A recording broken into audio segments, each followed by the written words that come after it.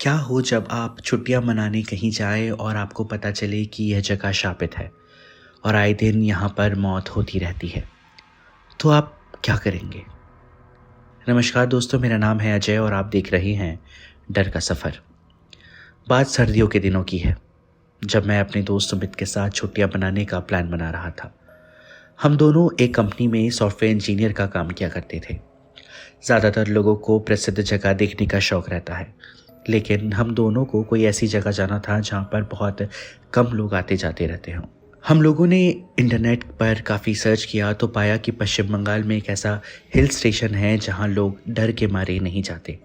लोगों का मानना है कि यहाँ पर आए दिन आत्माओं की वजह से मौत होती रहती है, जिसकी वजह से इस जगह को शापित माना जाता है। इस हिल स्टेशन का नाम है डाउ हिल, जो पश्चिम बंगाल के दार्जिलिंग में स्थित कुर्सियांग हिल स्टेशन के पास है। यह हिल स्टेशन खूबसूरती के साथ साथ अपनी डरावनी कहानियों के लिए भी काफ़ी जाना जाता है। क्योंकि हम लोग भूत प्रेत में विश्वास नहीं रखते थे, इसलिए हम लोगों ने इस कम भीड़ भाड़ वाले डाउ हिल जाने का फैसला किया।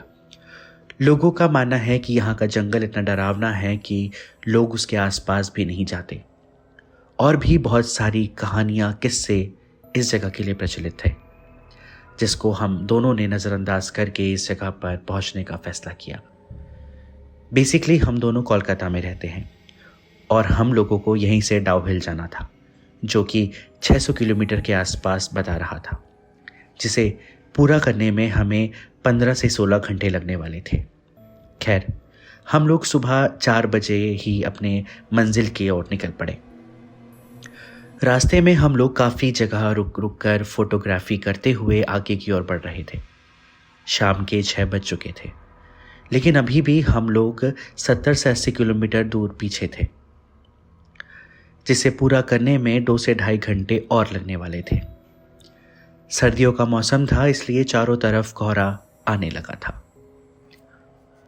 कोहरा इतना ज़्यादा बढ़ गया कि गाड़ी से 100 मीटर आगे भी हमें सही से दिखाई नहीं दे रहा था, जिसकी वजह से हम लोग अपनी कार को बहुत धीरे धीरे आगे की तरफ बढ़ा रहे थे। कुछ किलोमीटर दूर जाने के बाद हमें जंगलों के बीच से बने रास्ते से गुजरना था। कोहरे की वजह से जंगल काफ़ी ज़्यादा डरावना लग रहा था और जंगल से तरह तरह की आवाज़ें भी आ रही थी। हालांकि उन आवाज़ों का हम दोनों पर खासा फर्क नहीं पड़ा।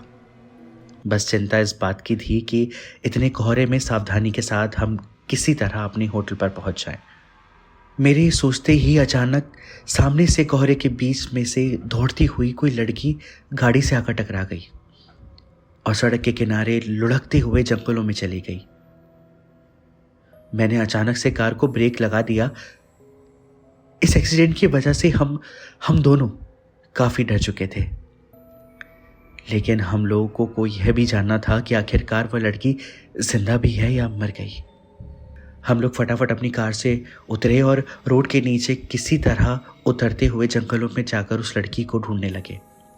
मोबाइल की टॉर्च की रोशनी में आगे कुछ भी दिखाई नहीं दे रहा था। फिर भी हमने थोड़ा और अंदर जाने का फैसला किया। हमने उस लड़की को ढूंढने की काफ़ी ज़्यादा कोशिश करी, पर हमें वो नहीं मिली।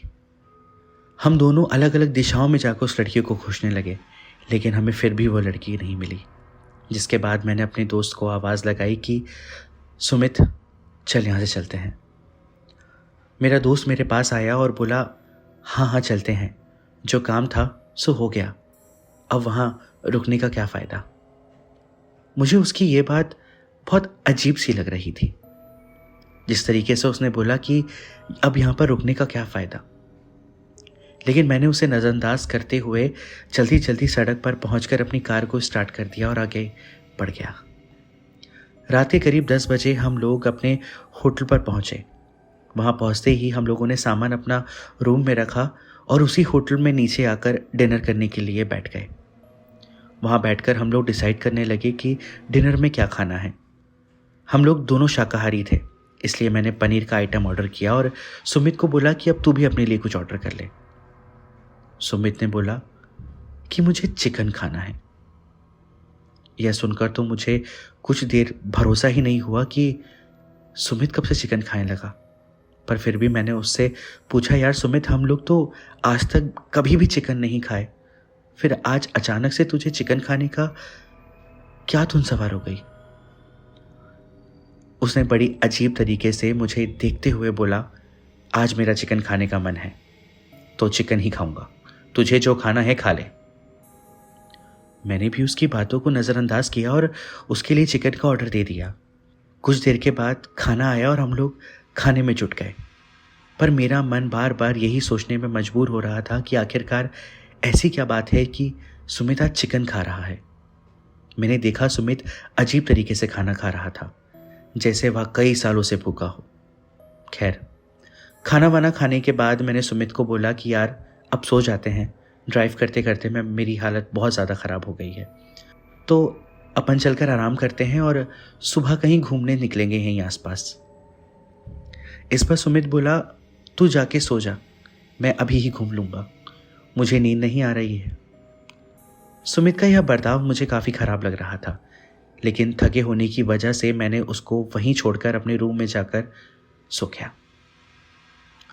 अगले दिन जब मेरी नींद खुली तो मैंने देखा सुमित भी बगल में सोया हुआ है। सुबह के 9 बज चुके थे, तो मैं भी नहा धोकर अच्छी तरीके से तैयार हो गया और सुमित के उठने का इंतज़ार करने लगा। करीब 11 बजे सुमित भी उठा तो मैंने उससे बोला कि जल्दी जल्दी तैयार हो जा, कहीं घूमने चलते हैं आसपास। क्योंकि सर्दियों का मौसम था तो धूप का तो नामो निशान नहीं था, जिसकी वजह से आसपास का मौसम पूरा कोहरे वाला हो गया था। सुमित भी फटाफट तैयार हो गया और मुझे बोलने लगा कि एक स्कूल है पास में, चल वहाँ चलते हैं। मैंने बोला ठीक है, चल देख लेते हैं। वह स्कूल 100 साल से भी ज़्यादा पुराना था। जब हम लोग स्कूल पहुँचे तो वहाँ पर ताला लगा हुआ था। इस पर सुमित बोला, कल रात को तो मैं यहाँ पर आया था, यहाँ पर तो काफ़ी बच्चे मिले थे मुझे, उनसे बातचीत भी की थी मैंने, अभी तो एक बच्चा भी नज़र नहीं आ रहा। मैंने बोला शायद स्कूल बंद है, चल यहाँ से चलते हैं। लेकिन मैं ये सोचने पर मजबूर हो गया था कि आखिरकार रात को सुमित जब यहाँ आया था तो वह किससे मिलकर गया। मुझे सुमित का यह बर्ताव कुछ अच्छा नहीं लग रहा था, जिसकी वजह से हमारी हर छोटी छोटी बातों पर बहस और झगड़ा होने लगा था, जिसकी वजह से हम दोनों ने यह कोलकाता वापस जाने का फैसला किया।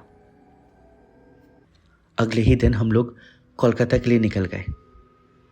लेकिन सुमित का बर्ताव ऐसा हो गया था कि हम लोगों के बीच उस ट्रिप के बाद बातचीत बिल्कुल बंद हो गई थी। डाउ हिल गए हुए हमें 6 महीने से ज़्यादा हो चुके थे। फिर एक दिन मुझे सुमित का कॉल आया कि मेरी शादी होने वाली है, भाई प्लीज़ मिलने आ जा। मैंने सोचा पुरानी बातों को भुला देते हैं और सुमित से मिलने चलते हैं। उसने इतने प्यार से मुझे कॉल किया है तो उससे मिलना ज़रूरी है। यह सोचकर मैं सुमित के घर चला गया। वहाँ जाकर मुझे पता चला कि सुमित की कुछ दिनों बाद शादी होने वाली है। मैंने भी उसे ढेर सारी बधाइयाँ दी और थोड़ी बहुत बातचीत करने के बाद मैं वापस अपने घर लौट गया। सुमित से मिलके आने के अगले ही दिन मुझे उसके पिताजी का फ़ोन आया, जो काफ़ी डरे हुए लग रहे थे। मुझे मिलने के लिए बोल रहे थे। मुझे भी लगा कि कोई गंभीर बात तो नहीं है। मैं फटाफट सुमित के घर पहुंच गया, जहाँ पर सुमित के पापा, मम्मी और एक पंडित बैठे हुए थे। उन तीनों लोगों का चेहरा डर के मारे बेचैन लग रहा था। जब मैं वहाँ पहुँचा तो उन्होंने कुछ ऐसी बात बताई जिसे सुनकर मेरे हाथ पैर ठंडे पड़ गए। मुझे विश्वास ही नहीं हुआ कि ऐसा भी हो सकता है। दरअसल सुमित की शादी के लिए पंडित जी उसकी कुंडली देख रहे थे, जिसके बाद यह डरावनी कहानी उनको पता चली। पंडित जी ने बताया कि सुमित की मौत आज से 6 महीने पहले ही हो चुकी है। यह सुनकर तो मेरे होश ही उड़ गए। मुझे समझ में नहीं आ रहा था कि 6 महीने से जो सुमित रह रहा है वह कौन है। तब पंडित जी ने पूछा कि 6 महीने पहले ऐसा क्या हुआ था बेटा, जिसके बाद मुझे याद आया कि 6 महीने पहले हम डाउ हिल गए थे। मैंने उनको सारी बात बताई, उस जंगल में जो एक्सीडेंट हुआ था वो बात भी, जिसके बाद पंडित जी ने बताया कि वह जंगल ही शापित है और वहाँ कोई एक्सीडेंट नहीं हुआ था, बल्कि वह एक छलावा था जिसमें हम दोनों फंस गए थे। उसी समय सुमित की मौत हो गई थी। यह सब सुनकर मुझे समझ में नहीं आ रहा था कि यह क्या हो रहा है। सुमित के माता पिता से मुझे पता चला कि डाउ हिल से आने के बाद 6 महीने के अंदर सुमित 10 से भी ज़्यादा बार अकेले डाउ हिल गया है। हम लोग यह बात कर ही रहे थे कि अचानक सुमित पीछे से आ गया। उसकी आवाज़ बेहद डरावनी लग रही थी। वह बोल रहा था कि आखिरकार तुम लोगों को मेरे बारे में पता चल ही गया। जिसके बाद वह दूसरी मंजिल की बालकनी से नीचे कूद गया। उसकी आत्मा तो पहले ही मर चुकी थी, अब शरीर भी मर गया था। फिर हम लोगों ने उसका अंतिम संस्कार किया ताकि उसकी आत्मा को शांति मिले। इसके अगले ही दिन कुछ फिर ऐसा होने वाला था जिसके कारण मेरे पैरों तले ज़मीन खिसक गई। मैं और सुमित डाउ हिल के जिस होटल में रुके थे, वहाँ जब मैंने कॉल किया और उनको सारी यह घटना बताई तो उन्होंने बताया कि उस रात मेरे साथ कोई लड़की वहाँ पर आई थी। सुमित नाम का कोई लड़का आपके साथ नहीं था। मैं तो यह सोचकर हैरान हूँ कि आखिरकार मैं वहाँ से बचकर कैसे वापस आ गया। शायद मेरी और सुमित की दोस्ती इतनी गहरी थी कि सुमित ने अपनी जान देकर मुझे बचा लिया। तो दोस्तों, यह कहानी अगर आपको पसंद आई हो तो इस वीडियो को लाइक ज़रूर करें, चैनल को सब्सक्राइब करना ना भूलें। मिलते हैं किसी अगली भूतिया कहानी के साथ। तब तक के लिए डर का सफ़र जारी रहेगा। धन्यवाद।